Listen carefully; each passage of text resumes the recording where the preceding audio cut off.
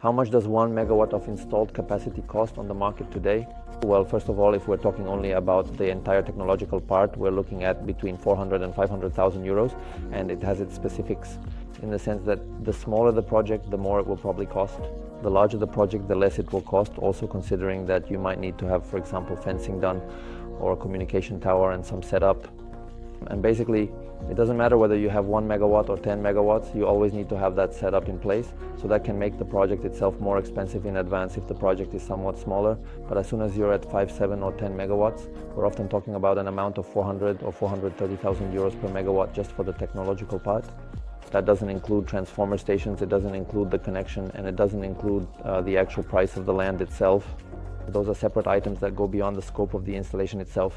If we also include those three specific items we just mentioned, then we're talking about an amount of 550 to a maximum of 600,000 euros, for which you should be able to build 1 megawatt of installed capacity nowadays. Just a year ago, these figures were approximately 20 or 25% higher.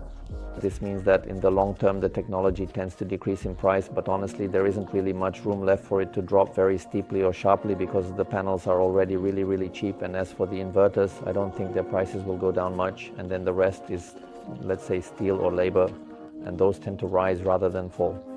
So from this perspective, the prices are moving somewhere around here. But regardless of how we talk about these prices, we're still talking about a payback period of 5 years in some of our projects and 7 years in others. This means that the return on investment for a project fluctuates somewhere within this range.